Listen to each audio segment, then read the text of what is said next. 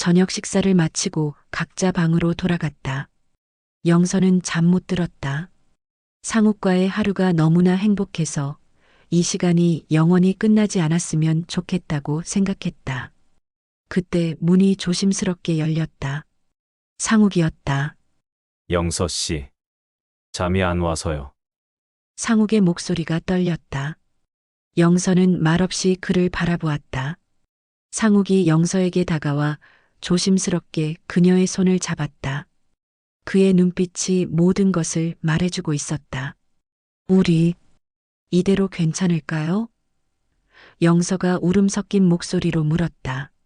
괜찮지 않아요. 이렇게 멀리서 바라만 보는 건 이제 더 이상 힘들어요. 상욱이 영서를 품에 안았다. 두 사람의 몸이 하나가 되자 모든 망설임이 사라졌다. 그날 밤 그들은 서로의 외로움과 슬픔을 어루만져 주었다. 오랜 갈증에 시달렸던 두 영혼은 서로에게 깊이 빠져들었다. 그들의 사랑은 완전했다. 영서는 피아노 건반을 닦으며 한숨을 내쉬었다. 20회째 똑같은 아침이었다. 학원 문을 열고 건반을 닫고 아이들을 기다리는 일상. 손가락이 건반 위를 미끄러지듯 움직였지만 마음은 텅 비어 있었다. 또 한숨이야? 민호가 학원 문을 열고 들어왔다. 영서의 남편이었지만 이제는 그저 같은 집에 사는 낯선 사람 같았다. 아침 안 먹고 왔어요? 영서가 물었다. 대답은 이미 알고 있었지. 먹고 왔어. 넌 언제 들어올 거야? 오늘도 늦을 것 같아요. 민호는 아무 말 없이 나갔다. 문이 닫히는 소리가 유독 크게 들렸다. 영서는 다시 한숨을 쉬었다. 언제부터였을까? 서로 마주보고 밥 먹는 일이 사라진 게. 점심시간 영서는 병원에서 받아온 건강검진 결과지를 펼쳤다. 규칙적인 운동 권장이라는 문구가 눈에 들어왔다. 50살. 운동이라고는 피아노 페달 밟는 것뿐인 나이였다. TV를 켜니 작은 공이 탁탁 튀는 소리가 묘하게 마음을 끌었다. 리듬이 있었다. 재미있네. 혼잣말이 튀어나왔다. 영서는 핸드폰을 꺼내 동네 카페를 검색하다 글 하나를 발견했다. 50대 탁구 동아리 회원 모집, 초보자 환영. 손가락이 떨렸다. 전화번호를 누르기까지 한참이 걸렸다. 여보세요? 탁구 동아리 문의하려고요. 목소리가 떨렸다. 새로운 시작이 두려웠으니까. 상욱은 체육관 구석에서 혼자 탁구공을 치고 있었다. 탁, 탁, 탁. 규칙적인 소리가 텅 빈 체육관에 울렸다. 58살. 중학교 체육교사에서 은퇴한 지 3년째였다. 아빠는 이제 필요 없어. 우리도 각자 살자. 5년 전 아내가 던진 말이 아직도 가슴에 박혀 있었다. 아이들은 다 컸고 아내는 새 삶을 원했지. 상욱만 홀로 남았다. 탁구는 외로움을 달래주는 유일한 친구였다. 중학교 시절 2년간 탁구 선수로 뛰었던 경험은 몸에 그대로 남아 있었다. 동아리 사람들은 자연스럽게 그를 코치라 불렀다. 상욱 코치님, 오늘 신입 회원 온대요. 회장이 밝게 인사했다. 상욱은 억지로 미소를 지었다. 그래요? 잘 가르쳐야겠네요. 사실 새로운 사람이 부담스러웠다. 또 상처받을까봐 두려웠으니까. 하지만 동시에 기대도 되었다. 혹시 모르잖아. 좋은 사람을 만날지. 영서가 체육관에 들어섰을 때 가장 먼저 본 것은 혼자 연습하는 남자였다. 자세가 완벽했다. 공이 라켓에 닿을 때마다 나는 맑은 소리가 음악처럼 들렸다. 처음이신가 봐요? 남자가 다가왔다. 상욱이었다. 따뜻한 미소가 인상적이었다. 네. 탁구는 처음이에요. 영서의 목소리가 작아졌다. 라켓을 잡는 손이 어색했다. 라켓 잡는 법부터 배워볼까요? 상욱이 영서의 손을 살짝 잡았다. 따뜻한 온기가 전해졌다. 그의 손은 크고 단단했다. 피아노 치듯이 손목을 부드럽게 해보세요. 힘을 빼고요. 피아노를 어떻게 하셨어요? 손가락이 예뻐요. 피아니스트 손이죠. 영서의 얼굴이 붉어졌다. 마지막으로 이런 말을 들어봤던가? 상욱의 손이 라켓을 잡은 영서의 손을 감싸고 부드럽게 움직였다. 두 사람의 몸이 닿을 듯 가까워졌다. 영서는 심장이 쿵 하고 떨어지는 것 같았다. 연습이 끝나고 두 사람은 자연스럽게 카페로 향했다. 차가운 아이스 아메리카노가 목을 시원하게 적셨다. 체육 선생님이셨군요. 이제는 그냥 프리랜서예요. 은퇴했거든요. 상욱의 목소리에 쓸쓸함이 묻어났다. 저는 피아노 학원을 운영해요. 20년째요. 상욱이 미소 지었다. 외로움이라는 공통 분모가 그들을 연결했지. 탁구, 계속 오실 거죠?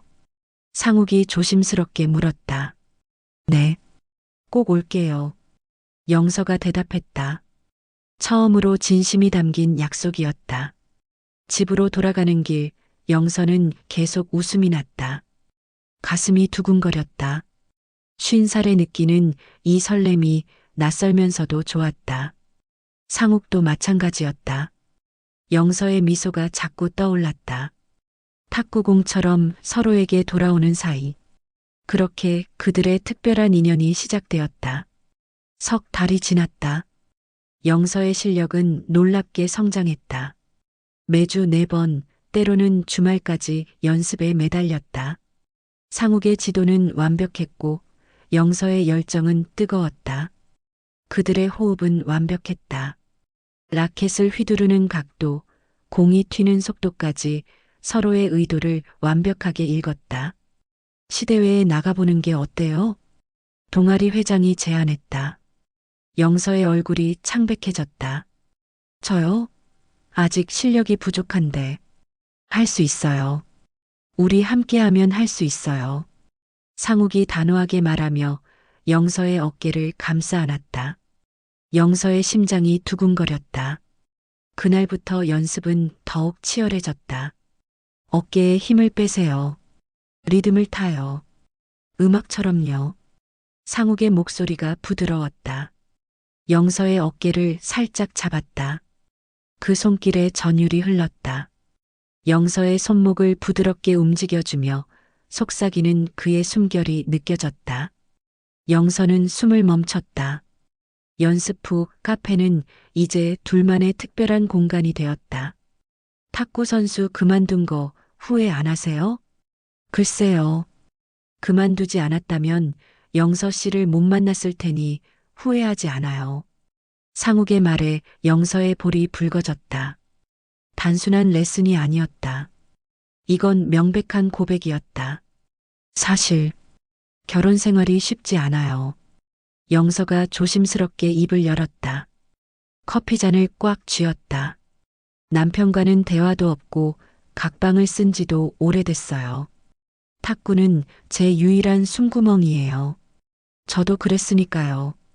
받아들이고 새로운 시작을 했죠.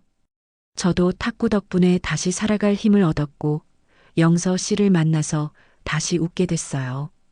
상욱의 위로가 따뜻했다. 영서는 처음으로 이해받는 기분이었다. 대회 당일 아침, 영서는 한숨도 못 잤다. 손이 계속 떨렸다. 평소처럼만 하면 돼요. 상욱이 영서의 손을 잡았다. 따뜻하고 단단한 손이었다. 제가 옆에 있잖아요. 그 한마디에 모든 긴장이 풀렸다. 첫 경기. 서브를 넣는 영서의 손이 떨렸지만 공이 네트를 넘어가자 몸이 자연스럽게 움직였다. 석 달간의 연습이 몸에 배어 있었다. 탁, 탁, 탁, 리듬을 찾았다. 피아노 연주하듯 자연스러웠다. 예선을 통과했다. 16강, 8강, 4강까지 올라갔다. 기적 같은 일이었다. 결승전, 상욱의 강력한 스매시와 영서의 정확한 수비가 완벽한 조화를 이뤘다. 우리가 이겼어요. 영서가 소리쳤다.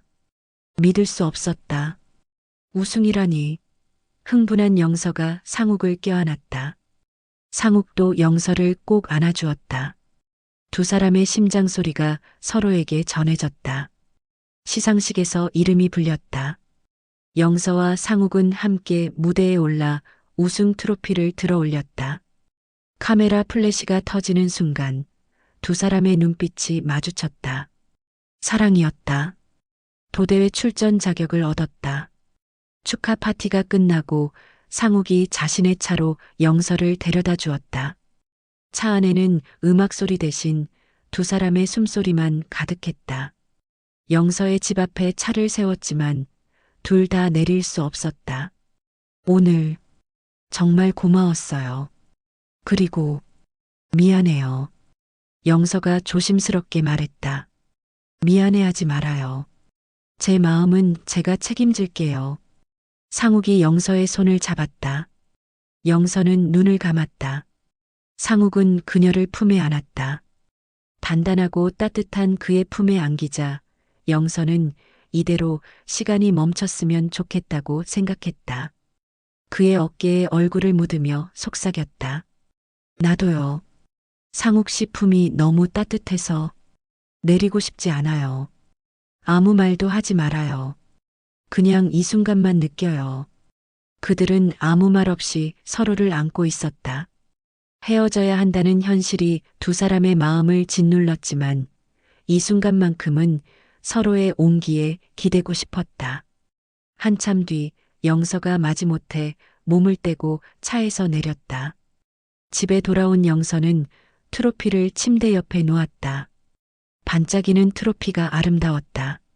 하지만 더 아름다운 건 상욱의 품에서 느꼈던 따뜻한 기억이었다. 트로피를 품에 안고 잠들었다. 꿈속에서도 탁구를 쳤다.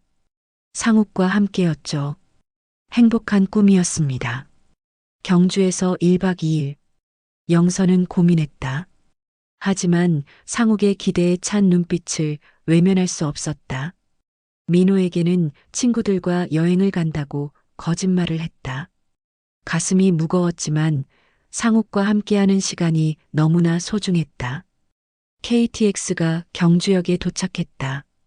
불국사 근처 한옥 펜션이 숙소였다. 고즈넉한 분위기가 아름다웠다. 도 대회는 치열했다. 전국의 실력자들이 모였다. 영서와 상욱은 최선을 다했다. 작년 우승팀을 꺾고 준결승에 진출했다. 결국 3위로 대회를 마감했다. 우리가 3등이라니.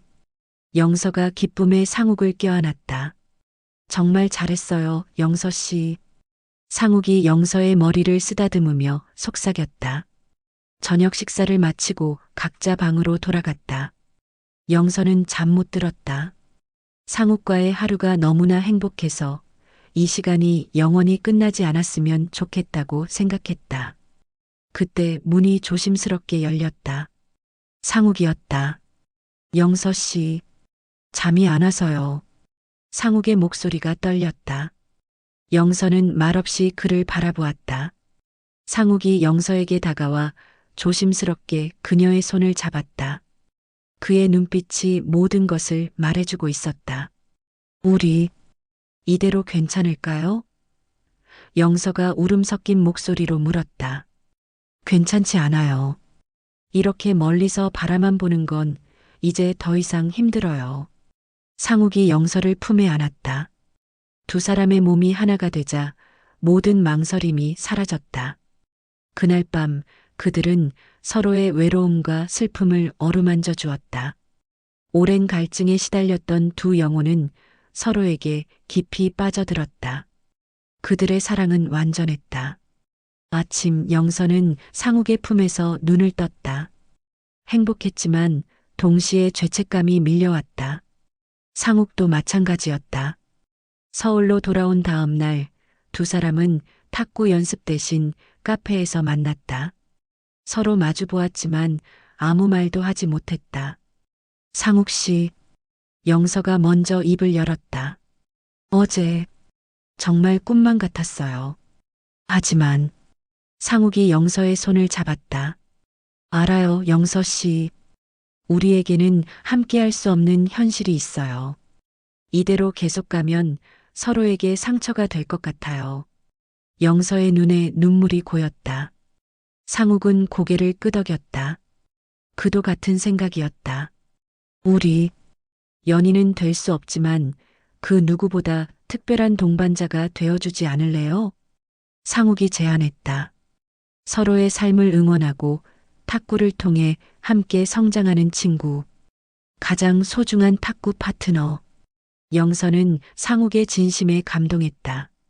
소유하지 않아도, 매일 함께하지 않아도 서로의 존재만으로도 충분히 행복할 수 있는 관계. 그것이 두 사람이 택한 사랑이었다. 네, 좋아요. 영원한 탁구 파트너, 특별한 친구. 영서가 밝게 웃으며 대답했다. 상욱도 미소 지었다. 그들은 탁구 라켓을 들고 코트 위로 향했다. 탁, 탁, 탁, 탁구공이 네트를 오갔다. 예전처럼, 아니, 전보다 더 완벽한 호흡이었다. 완전하지 않은 사랑. 하지만 가장 아름다운 사랑이었다. 탁구공이 오가듯 서로를 향한 마음도 계속 이어졌다. 이 특별한 관계가 끝나지 않을 거라는 걸, 탁구공이 계속 튀듯이 그들의 마음도 계속 이어질 거라는 걸 그들은 알고 있었다. 봄, 여름, 가을, 겨울. 계절이 바뀌어도 그들의 만남은 계속되었다. 탁구장에서, 카페에서, 때로는 대회장에서 서로에게 돌아오는 변하지 않는 약속이었다. 영서와 상욱에게 성숙한 박수를 보내면서 이 영상 마칩니다. 끝까지 들어줘서 감사합니다.